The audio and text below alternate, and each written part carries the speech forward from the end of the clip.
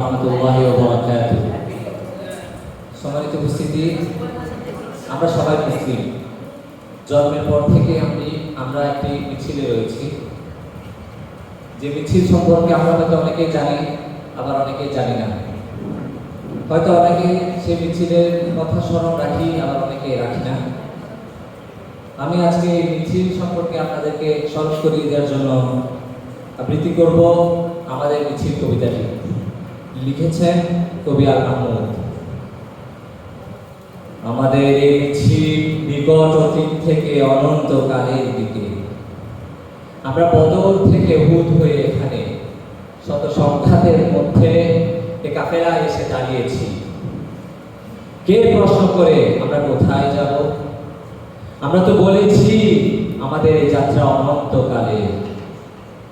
উদয় অস্তের ক্লান্তি আমাদের কোনোদিন বিহবল করতে পারেনি। আমাদের দেহ ক্ষত বিক্ষত, আমাদের রক্তে সবুজ হয়ে উঠেছিল উদার প্রান্ত।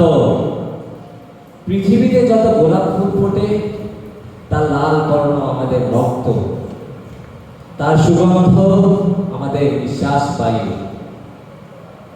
আমাদের হাতে একটি মাত্র গ্রন্থ আল কোরআন।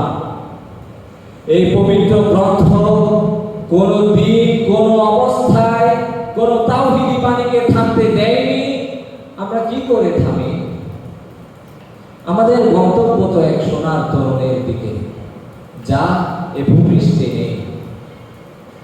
আমরা আমাদের সঙ্গীদের চেহারার ভিন্নতাকে গ্রাহ্যের মধ্যে আনি না, কারণ আমাদের আত্মার গুঞ্জন হু হু করে বলে আমরা এক আত্মা, এক প্রাণ। শহীদের চেহারার কোনো ভিন্নতা নেই। আমরা তো শাহাদাতের জন্যই মায়ের উদর থেকে পৃথিবীতে পা রেখেছি। কেউ পাথরে, কেউ তাঁবুর ছায়ায়, কেউ মরুভূমির উষ্ণ বালু কিংবা সবুজ কোনো ঘাসের দেশে চলেছি। আমরা জন্ম মিছিলে আছি, এর আদি বা অন্ত নেই। 1500 বছর ধরে সভ্যতার উত্থান পতনে আমাদের পদশব্দ একটুও থামেনি। আমাদের কত সাথীকে আমরা এই ভূপৃষ্ঠের কন্দরে কন্দরে রেখে এসেছি। তাদের কবরে ভবিষ্যতের গুঞ্জন একদিন মধুমক্ষিকার মতো গুঞ্জন তুলবে। আমরা জানি আমাদের ভয় দেখিয়ে শয়তান নিজেই অন্ধকারে পালিয়ে যায়। আমাদের মুখবয়ে আগামী উষার উদয়কালের নরম আলোর ঝলকানি। আমাদের মিছিল ভয় ও ধ্বংসের মধ্যে বিশ্রাম নেয়নি। আমরা কি করে থামি? আমাদের পতাকায় কালেমায়ের দায়িত্ব না।